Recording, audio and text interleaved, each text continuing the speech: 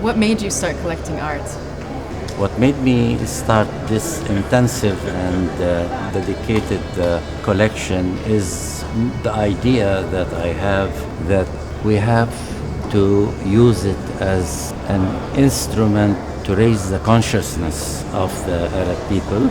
And I think that art has a mission to accomplish, especially in these critical times when we are facing all sorts of challenges within the Arab world and outside the Arab world. The painting communicates with you, no matter how high or low your educational attainment is. How do you and your father work together on the collection? For starters, he's the boss. Typically, his focus is more on the modern pioneers. My focus is a little more on the more contemporary artists. Our collection, as you know, is quite extensive. It's about 3,500 pieces large, and it spans the Arab world from Morocco to Iraq, down to Sudan, and everything in between. The one area that we're kind of weak on is Saudi Arabia, the Arabian Peninsula.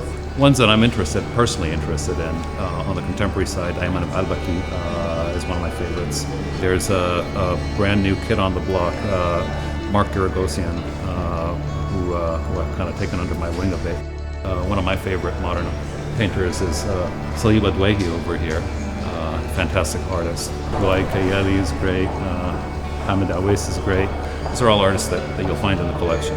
I've grown up in the West most of my life, and I've spent most of my life in the West, and they don't know that there's a very deep, rich culture, and art is a great way to express that.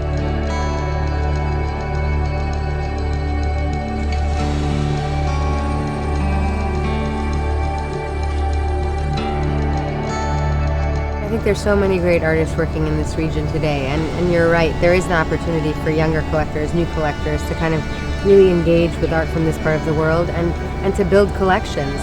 There are so many artists that I'm such a big fan of, but I can definitely name a few. Bassem Magdi, an incredible photographer.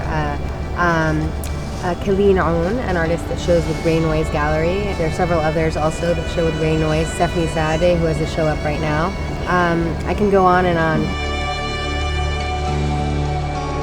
The market's flourished in the past 10 years. Are there any key milestones for you that you really think have shaped the way things are at the moment? You've seen Art Dubai grow, and the amount of galleries internationally has grown, the local galleries have grown.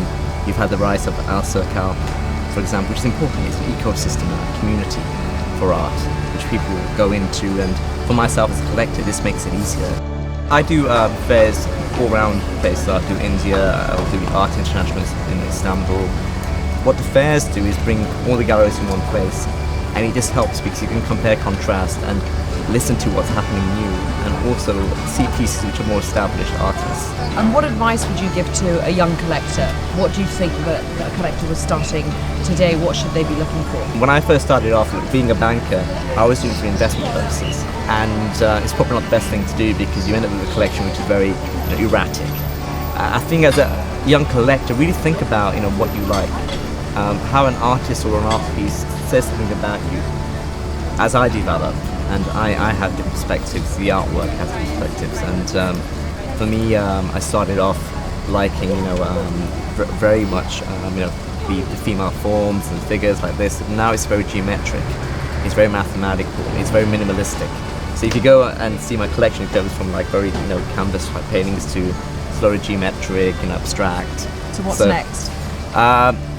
Sculpture, definitely sculpture next.